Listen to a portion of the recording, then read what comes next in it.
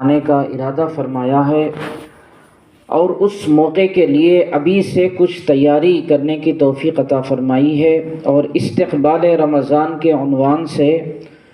کچھ باتیں سننے اور سمجھنے کے لیے ہمیں جمع ہونے کی توفیق عطا فرمائی ہے۔ یہ اللہ کا بہت بڑا انعام و احسان ہے۔ قرآن کریم کے اندر اللہ تعالیٰ نے ارشاد فرمایا وَلَوْ أَرَادُوا الْخُرُوجَ لَأَعَدُّوا لَهُ عُدَّةً، جو لوگ اللہ کے راستے میں نکلتے ہیں ان کے بارے میں اللہ رب العزت ارشاد فرماتے ہیں کہ وہ لوگ اگر اللہ کے راستے میں اعلاء کلمت اللہ کے لیے، اللہ کے کلمے کو سر بلند کرنے کے لیے اللہ کے راستے میں نکلنے کا ارادہ کرتے، تو پھر اس ارادے کی برکت سے وہ تیاری بھی کر لیتے، تیاری کرنے کا ان کو موقع بھی مل جاتا، لیکن وہ لوگ ایسے شریر قسم کے لوگ تھے کہ ان کو نکلنا ہی نہیں تھا۔ ان کی خباثت کی وجہ سے، ان کی شرارتی کی وجہ سے اللہ تعالیٰ نے فرمایا وَلَٰكِن كَرِهَ اللَّهُ بِعَاثَهُمْ، لیکن اللہ کو ان کا نکلنا ہی پسند نہیں ہے، ان کے ارادے کے نہ ہونے کی وجہ سے۔ فَثَبَّتَهُمْ، پھر اللہ نے ان کو جمع دیا۔ وَقِيلَ اقْعُدُوا مَعَ الْقَاعِدِينَ، اور کہا گیا کہ تم بھی بیٹھے رہنے والوں کے ساتھ بیٹھے رہو۔ اس سے بات ثابت ہو گئی ہے کہ جو بندہ ارادہ کرتا ہے تو اللہ تعالیٰ اس کو توفیق بھی دے دیتے ہیں نیک کام کرنے کی۔ تو ارادہ کرنا یہ بہت زیادہ ضروری ہے، اور رمضان کا مہینہ یہ کوئی معمولی مہینہ نہیں ہے۔ چھوٹے چھوٹے فنکشن ہوتے ہیں تو فنکشن کے لیے کیسی تیاریاں ہوتی ہے، شادی کے لیے کتنا پلان بنانا پڑتا ہے، منصوبہ بند اس کے لیے تیاری ہوتی ہے، تو 6 مہینے سے اس کی تیاری شروع ہو جاتی ہے۔ اب رمضان اتنا بڑا مبارک مہینہ ہے، تو اس مبارک مہینے کے لیے کتنی زیادہ ذہنی تیاری کی ضرورت ہے۔ دنیاوی امور سے، دنیا کے جتنے کام ہوتے ہیں ان کاموں کو سمیٹ کر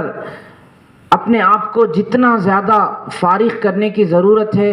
تو ہر اعتبار سے اس کی فکر، اس کی تیاری کرنے کی ضرورت ہے۔ تو یہ بہت اچھا موقع ہے کہ اللہ تعالیٰ نے ہمیں استقبال رمضان کے موقع پر کچھ سننے کے لیے یہاں پر جمع فرمایا ہے۔ حضرت عبادہ بن صامت رضی اللہ تعالیٰ عنہ روایت کرتے ہیں اللہ کے نبی صلی اللہ علیہ وسلم رمضان کے شروع ہونے سے پہلے ہی اللہ تعالیٰ سے دعا مانگا کرتے تھے،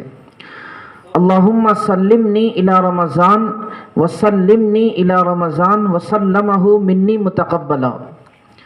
کہ اے اللہ رمضان تک آپ مجھے سلامت رکھیے، اور رمضان کو میرے لیے سلامتی کا مہینہ بنا دیجئے، اور سلامتی کے ساتھ اے اللہ آپ میری عبادتوں کو قبول فرما لیجئے۔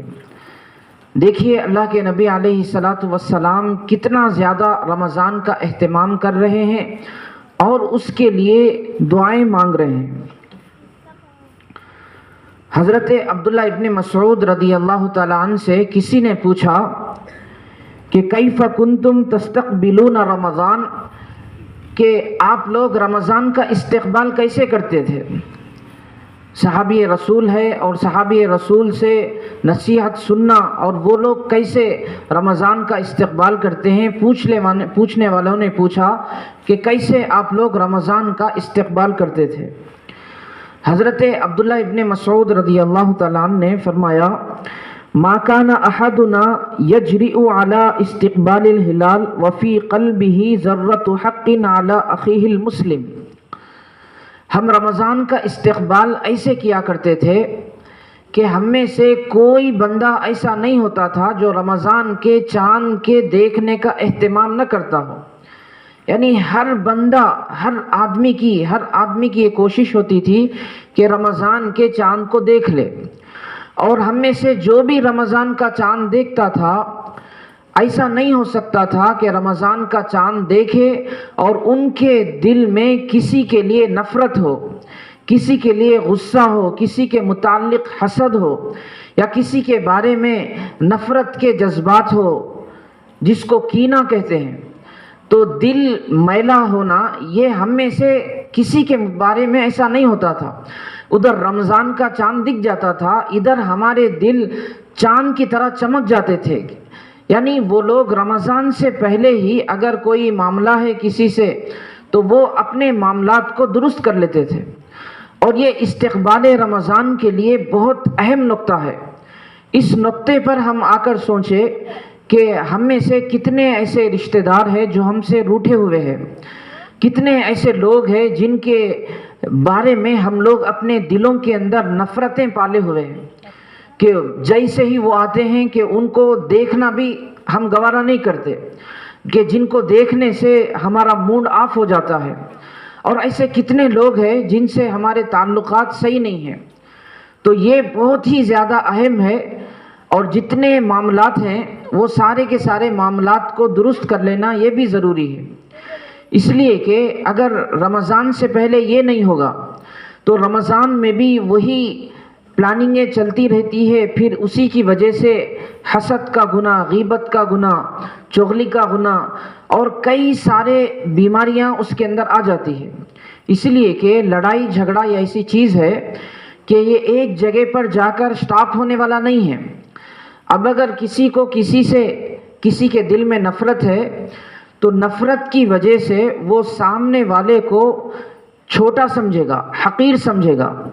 اور سامنے والے کو چھوٹا سمجھنا یہ بھی بہت بڑا گناہ ہے۔ اور حضور علیہ الصلاۃ والسلام نے فرمایا کہ آدمی کے برا ہونے کے لیے اتنی ہی بات کافی ہے کہ وہ اپنے آپ کو اچھا سمجھے۔ اب ظاہر سی بات ہے کہ اگر سامنے والے کو کوئی برا سمجھیں گے، چھوٹا سمجھیں گے، تو اس کا مطلب یہ ہے کہ وہ اپنے آپ کو اچھا سمجھ رہا ہے۔ جب اچھا سمجھ رہا ہے تو وہ تکبر کر رہا ہے، میں پناہ کر رہا ہے، اپنے آپ کو بڑا سمجھ رہا ہے، اور اپنے آپ کو بڑا سمجھنا یہ بھی بہت بڑا کبیرہ گناہ ہے۔ اور یہ ایسا کبیرہ گناہ ہے کہ رائی کے دانے کے برابر بھی اگر بڑائی ہوگی تو پھر وہ جنت میں جانا تو دور کی بات، جنت کی خوشبو بھی سونگھ نہیں سکتا۔ جبکہ مشہور ہے کہ جنت کی مسافت 500 سال کے ڈسٹینس سے آ رہی ہوگی، اس کے باوجود بھی اپنے آپ کو بڑا سمجھنا کتنا بڑا گناہ ہے۔ پھر جب وہ دوسرے کو حقیر سمجھے گا، اپنے آپ کو بڑا سمجھے گا، تو پھر وہ دوسروں کے سامنے اس کی غلطیاں اچھالے گا، اور غلطیاں تک بات نہیں رکے گی، اور مرچ مسالہ لگائے گا تو وہ غیبت سے آگے بڑھ کر تہمت تک بات پہنچے گی۔ پھر جب وہ سامنے والے کو معلوم ہوگا تو پھر وہ لڑائی جھگڑے کے اندر تبدیل ہوگی، پھر لڑائی جھگڑے کے بعد قتل و غارت گیری کی نوبت آئے گی۔ تو اس طرح ایک گناہ کتنے گناہوں کو جنم دے رہا ہے۔ تو اسی وجہ سے صحابہ اکرام کے اندر اس بات کا اہتمام ہوتا تھا دلوں کو صاف کرنے کا۔ ایک مرتبہ اللہ کے نبی صلی اللہ علیہ وسلم صحابہ اکرام کے ساتھ بیٹھے ہوئے تھے، اور آپ علیہ الصلاۃ والسلام نے فرمایا کہ اگر کوئی جنتی صحابی کو دیکھنا ہو تو وہ دیکھ لے۔ تو ایسے ہی یہ بات سنے سارے صحابہ اکرام کان کھڑے کر دیے، اور اسی مجلس میں حضرت عبداللہ ابن عمرو ابن عاص رضی اللہ تعالیٰ عنہ بھی موجود تھے۔ تو وہ دیکھنے لگے غور سے، تو ایک انصاری صحابی آئے اور وہ اپنے جوتے لے کر آئے اور اس طرح وہاں سے گزر گئے۔ دوسرے دن بھی ایسے ہی ہوا، تیسرے دن بھی ایسے ہی ہوا۔ تو حضرت عبداللہ ابن عمرو ابن عاص رضی اللہ تعالیٰ عنہ، جن کو عبادتوں کا بڑا ذوق اور شوق ہوا کرتا تھا، تو وہ یہ دیکھنے کے لیے ضروری سمجھا کہ آخر یہ کیا کام کرتے ہیں جس کی وجہ سے اللہ نے ان کو اللہ کے نبی نے جنت کی بشارت دی ہے۔ تو لمبا واقعہ ہے، تو آخر میں ان کو پتہ چلتا ہے کہ یہ جب سوتے ہیں تو سوتے وقت اپنے دل کو صاف کر کے سوتے ہیں۔ تو دل کو صاف کر کے سونا یہ کتنی بڑی بات ہے کہ حضور علیہ الصلاۃ والسلام نے اس کے بارے میں جنت کی بشارت دی ہے۔ تو رمضان سے پہلے، رمضان کے آنے سے پہلے اپنے معاملات کو درست کر لینا، اپنے دل کی صفائی کر لینا یہ بے حد ضروری ہے۔ اس لیے کہ جب معاملات صاف نہیں ہوں گے، معاملات صحیح نہیں ہوں گے، تو پھر یہ سارے رمضان میں انتشار کا سبب بنے گا، ڈسٹرب کا سبب بنے گا۔ اب آپ رمضان میں روزے رکھ رہے ہیں، تراویح پڑھ رہے ہیں، اب قرضے والے آ کے آپ کو پریشان کر رہے ہیں کہ کیا ہوا، آدھا رمضان گزر گیا، ابھی تک آپ نے پیمنٹ نہیں کیا، اور یہ اس کی وجہ سے آپ نہ صحیح ڈھنگ سے آپ نہ روزے رکھ سکتے ہیں نہ تراویح پڑھ سکتے ہیں، ایک ٹینشن لگا رہتا ہے۔ تو معاملات کو صاف کر لینا، اگر کسی کو زکوٰۃ نکالنا ہے تو پھر فرماتے ہیں کہ زکوٰۃ بھی نکالنا ہے تو اس کا صحیح وقت یہ ہے کہ وہ رمضان سے پہلے ہی نکال لے، تاکہ سارے امور سے فارغ ہو کر وہ رمضان کی تیاری کے اندر لگ جائے۔ اور یہ بھی بات صحابہ اکرام کے بارے میں ملتی ہے کہ صحابہ اکرام اکثر اپنی اپنی زکوٰۃ اور اپنے اپنے معاملات جو بھی ہوتے ہیں وہ شعبان میں ہی کیا کرتے تھے۔ دکان کے جتنے معاملات ہوتے تھے، قرض کے جتنے معاملات ہوتے تھے، قرض کو معاف کرنا ہے یا پیمنٹ کرنا ہے، وہ سارے کے سارے وہ شعبان کے اندر وہ پورے کر کے نمٹا لیتے تھے۔ اور سلف صالحین کے اندر کتنا زیادہ رمضان کا استقبال ہوا کرتا تھا، اس بات سے آپ اندازہ لگائے۔ لطائف المعارف ایک کتاب ہے، اس کے اندر علامہ سہروردی لکھتے ہیں کہ سلف صالحین کے اندر رمضان کا اہتمام اس قدر ہوتا تھا کہ کانوا یدعون اللہ تعالی ستۃ اشہر ان یبلغہم رمضان، کہ سلف صالحین کے اندر یعنی پہلے زمانے کے جو بزرگان دین گزرے ہیں، ان کے یہاں رمضان کا اتنا اہتمام ہوتا تھا کہ رمضان کے آنے سے 6 مہینے سے ہی وہ رمضان کے لیے دعائیں کرنا شروع کر دیتے تھے، رمضان کی تیاری کرنا شروع کر دیتے تھے۔ اب ہمارا حال یہ ہے کہ رمضان سے پہلے جو 6واں مہینہ ہے، 6واں مہینہ جہاں سے شروع ہوتا ہے، وہ کون سا مہینہ ہے اس مہینے کا نام تک ہم کو معلوم نہیں۔ تو 6 مہینے پہلے سے رمضان کی تیاری شروع ہو جاتی تھی۔ پھر آگے فرماتے ہیں کہ جب رمضان گزر جاتا تھا تو گزرنے کے بعد 6 مہینے اس بات کی دعائیں ہوتی تھی کہ جو ہم نے عبادتیں کی ہے اللہ آپ اپنے فضل و کرم سے اس کو قبول فرما لیجئے۔ بزرگ ہمارے سلف صالحین نے رمضان کو صحیح گزارنے کے لیے چند باتیں لکھی ہے۔ سب سے پہلی بات یہ ہے کہ انسان رمضان کو لائٹ لیتا ہے، اور لائٹ لینے کی وجہ یہ ہے کہ وہ یہ سمجھتا ہے کہ ابھی زندگی بہت بڑی ہے، ابھی زندگی بہت بڑی ہے، ابھی کیا ہے، ابھی ہم نے کیا ہی کیا ہے۔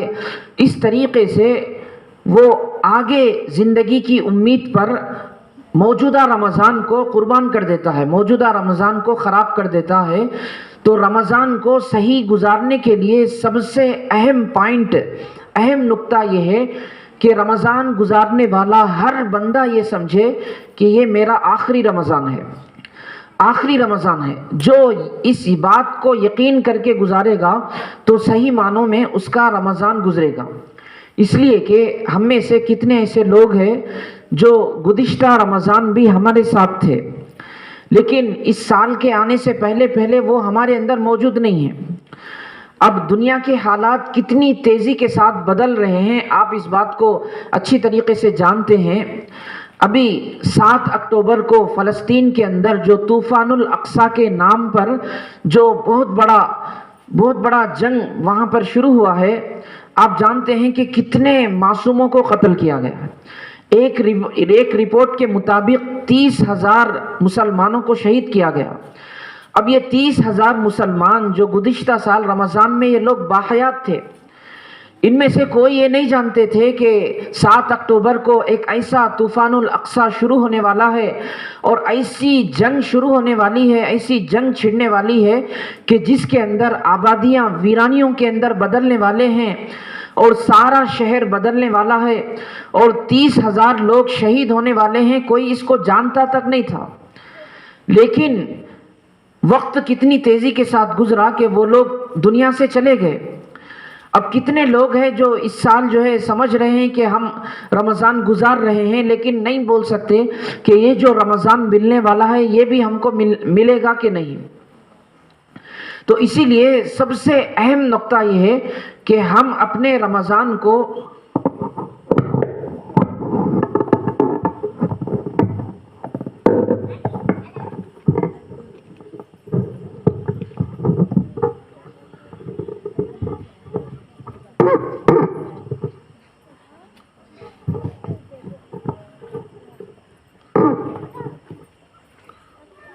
اس رمضان کو آخری رمضان سمجھ کر گزاریں گے تو اس سے بہت بڑا فائدہ ہوگا۔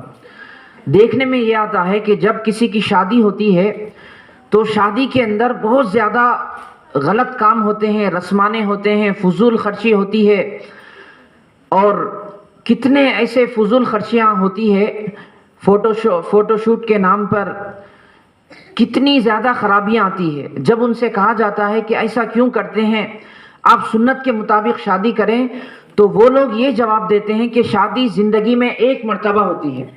تو جب ایک مرتبہ کا جب تصور، ایک مرتبہ کا کانسیپٹ ان کے ذہنوں کے اندر آ گیا ہے تو پھر اس کے اندر خرچ کرنا آسان ہو گیا، قربانی دینا ان کے لیے آسان ہو گیا، اگرچہ کہ شریعت کے خلاف ہی کیوں نہ ہو، سارے فضول خرچیاں کرنا، سارے رسمانے کرنا ان کے لیے آسان ہو گیا۔ اس لیے کہ جب ایک مرتبہ کا تصور آ جاتا ہے، آخری بار کا تصور آ جاتا ہے، تو پھر اس کام کو جتنا زیادہ اہتمام سے کرنے کا شوق پیدا ہوتا ہے تو پھر کسی کام میں اتنا زیادہ اہتمام نہیں ہوتا۔ اسی طرح ہم اگر سمجھیں گے تو زندگی بہت بڑی ہے، یہ رمضان نہیں ہوا تو آئندہ سال ہم جو ہے روزے رکھیں گے، آئندہ سال ہم تراویح پڑھیں گے، تو پھر آئندہ سال کی امید پر یہ رمضان بھی غارت ہو جائے گا اور آئندہ سال بھی توفیق نہیں ملے گی۔ اس لیے کہ کوئی یہ اندازہ نہیں کر سکتا کہ ایک ہی وقت میں سارے کام کر لے، ایک ہی وقت میں سارے کام کرنا یہ مشکل ہے۔ حضرت عمر ابن عبدالعزیز علیہ الرحمہ جب اپنے کاموں کو نمٹا کر تھک گئے تھے تو ان کی باندی نے کہا کہ آقا، آپ جو کام بچا ہوا ہے، جو بیلنس کام ہے، وہ آئندہ کل کر لیجئے، آپ بہت زیادہ تھکے ہوئے ہیں۔ تو حضرت عمر ابن عبدالعزیز علیہ الرحمہ نے فرمایا ہے کہ جب میں آج کا کام کل پر ڈالوں گا تو پھر کل کے دن کا کام جو ہے پرسوں پڑ جائے گا، یعنی آج کا کام میں آج نہیں کر پاؤں گا تو کل کا 2 دن کا کام کیسے کر پاؤں گا۔ 1 مہینے کی EMI پے کرنا آسان ہے،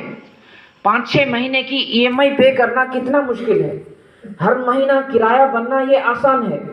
5-6 مہینے کا کرایہ بننا، 5-6 مہینے کی کرنٹ بل بننا یہ کتنا مشکل ہے۔ تو یہ 1 مہینے کے روزے رکھنا یہ آسان ہے کہ یہ سال مل گیا، اگر 30 روزے رکھ لیں گے تو یہ آسان کام ہے، تراویحاں پڑھ لینا یہ آسان کام ہے۔ اب آئندہ رمضان ملے گا کہ نہیں ملے گا، اگر ملے گا بھی تو کیا آئندہ سال 30 روزوں کے جگہ پر 60 روزے رکھیں گے، 20 تراویحوں کی جگہ پر 40 رکعت تراویحاں پڑھیں گے، تو یہ شیطان کی طرف سے ایک بہت بڑا دھوکہ ہے۔ آئندہ سال ملے گا، آئندہ سال ہم کر لیں گے، تو آخری رمضان سمجھ کر گزاریں گے تو پھر اس سے بہت بڑا فائدہ ہوگا۔ اب اس کے اندر دوسرا نقطہ یہ ہے کہ رمضان کے اندر ایسی تیاری کرے جیسا کہ ہمارے بچے، ہمارے جو اسٹوڈنٹس ہوتے ہیں وہ امتحان کے موقع پر تیاری کرتے ہیں، اور مشورہ عربی کا ایک مقولہ مشہور ہے، عند الامتحان یکرم الرجل او یہان۔ امتحان کے وقت آدمی عزت والا ہو جاتا ہے، اس کو عزت ملتی ہے، یا تو وہ ذلیل و خوار ہو جاتا ہے۔ اسی طرح رمضان کا مہینہ یہ بھی ہمارے لیے ایک امتحان ہے۔ بچے جو ہمارے بچے کالجز کے اندر پڑھتے ہیں، اسکولوں کے اندر پڑھتے ہیں، ان کا جو امتحان ہوتا ہے، ان کے امتحان کے پرچے کے اندر جو باتیں لکھنے کے ہوتے ہیں وہ معلومات ہوتی ہیں، معلومات کا امتحان ہوتا ہے۔ لیکن رمضان کے اندر معلومات کا نہیں بلکہ معمولات کا امتحان ہوتا ہے کہ تم کو کیا کیا اعمال کرنے ہیں، کیا کیا کون سے اعمال کرنے ہوتے ہیں، یہ سارے کے سارے معمولات کا امتحان ہوتا ہے۔ تو جس طریقے سے جس کا پرچہ اچھا جاتا ہے اس کو خوشی ہوتی ہے، اس کو ایوارڈ دیا جاتا ہے، اس کو جو ہے بہت زیادہ عزتوں کی نظروں سے دیکھا جاتا ہے، اسی طرح رمضان جس کا اچھا گزر جاتا ہے تو پھر اس کے لیے بھی بہت اچھے موقع فراہم کیے جاتے ہیں۔ اس رمضان کی برکت سے اس کو بہت بڑا فائدہ ملتا ہے۔ ٹھیک اسی طریقے سے جس طریقے سے یہ بات کہی گئی ہے کہ علامہ علی میاں ندوی علیہ الرحمہ نے فرمایا ہے کہ کتوں کو ٹریننگ دی جاتی ہے، کتے جو ہوتے ہیں ان کو ٹریننگ دی جاتی ہے، اور ٹریننگ کے اندر باضابطہ شکار کرنے کا سارا طریقہ ان کو سکھایا جاتا ہے۔ ہر ایک کی ایک ٹریننگ ہوتی ہے۔ مثال کے طور پر ٹیچر ٹریننگ ہوتی ہے، اس کی ایک مدت ہوتی ہے، پولیس ٹریننگ ہوتی ہے، ملٹری کی ٹریننگ ہوتی ہے، تو ہر ایک کی ایک مدت ہوتی ہے۔ اور اس ٹریننگ کے اندر جو بن گیا ہے، پولیس والا اپنی پولیس ٹریننگ کے اندر بن گیا ہے، ٹیچر ٹریننگ کے اندر وہ ٹیچنگ اچھی طرح ٹریننگ لے لیے ہیں، تو بعد میں ان کا سارا جو مستقبل ہے، جو فیوچر ہے، وہ صحیح گزرتا ہے۔ تو یہ ٹریننگ یہ بہت زیادہ ضروری ہے۔ اور کتنی افسوس کی بات ہے کہ جانور تو جانور، کتا، بلی، کبوتر، یہ سارے کے سارے لوگ ان کو ذرا سا ٹرین کیا جاتا ہے تو وہ ٹریننگ سے وہ اچھی طرح ٹرین ہوتے ہیں۔ انسان یہ ایسی اشرف المخلوقات ہے جس کو اللہ نے افضل المخلوقات بنایا ہے، اس کو اللہ نے ٹریننگ کے لیے ایک موقع عطا فرمایا ہے۔ یہ رمضان یہ ہمارے لیے ایک ٹریننگ کا موقع ہے، کیونکہ رمضان کے اندر اللہ نے سارے کائنات کا نظام کو بدل دیا ہے۔ 11 مہینے کے لیے کائنات کا الگ نظام ہے، رمضان کے لیے الگ نظام ہے۔ 11 مہینے شیطان آباد رہتے ہیں، لیکن رمضان کے اندر شیطانوں کو قید کیا جاتا ہے۔ 11 مہینے میں وہ اللہ کی رحمت نہیں برستی جو رمضان کے اندر برستی ہے۔ 11 مہینے کے اندر تراویح نہیں ہوتی، رمضان کے اندر تراویح ہوتی ہے۔ 11 مہینے میں آپ کھانے پینے کا ٹائم ٹیبل دیکھ لیجئے، 11 مہینے میں ٹائم ٹیبل الگ ہے، لیکن رمضان کا ٹائم ٹیبل الگ ہے۔ اب اگر کوئی رمضان کے علاوہ 3-4 بجے کھائے گا تو اس کو جو ہے سمجھیں گے کہ شیطان ہے 3-4 بجے اٹھ کے کھانا کھا رہا ہے۔ اب اگر کوئی رمضان کے علاوہ مغرب سے پہلے اگر ایک کھجور لے کے گھڑی دیکھ رہا ہے، ادھر ادھر پھر رہا ہے، تو دیکھنے والے کہیں گے کہ یہ پاگل ہو گیا، کھجور لے کے ادھر ادھر دیکھ رہا، گھڑی کو دیکھ رہا۔ تو رمضان جو ہے بالکل تبدیلی کا مہینہ ہے۔ اللہ نے پوری کائنات کے نظام کو تبدیل کیا ہے، اور تبدیل کر کے یہ بتا دیا ہے کہ میں نے